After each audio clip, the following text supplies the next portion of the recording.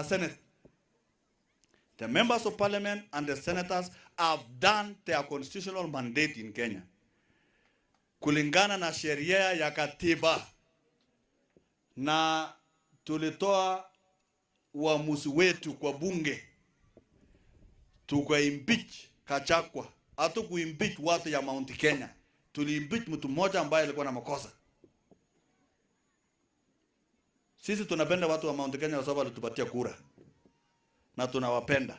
Lakini huyu mzee alikuwa na makosa kubwa, na Senate wakafanya yao.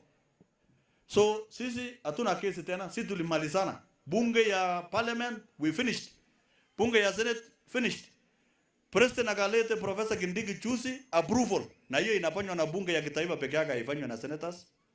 Sasa sisi tumefanya tena hiyo haki yetu. We have approved Kindiki as the Deputy President of the Republic of Kenya, and we have no apology.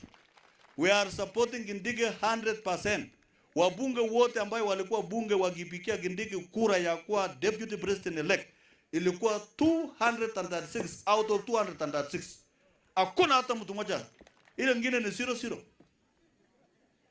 236 out of 236 ambao walikuwa bunge. Na wale walitoa Gachagua kwa bunge ni 282 out of 44. Nana ako na umarubu hapo, si mtu amepata 236 out of 236 na wengine 00. Wengine no report. Na ile mtu ya makosa 282. Kama wabunge 282 anasema la kwa niaba ya wananchi, who are you to force yourself? So hata ile nyingine ya usema kuwa mgonjwa, mimi sijui. Mimi hata sifikiri Gachagua alikuwa mgonjwa, alikuwa anapumzika tu.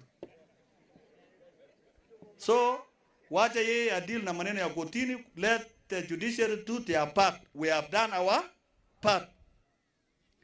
We are asking the president to swear in as soon as possible Professor Kindiki as the Deputy President of the Republic of Kenya.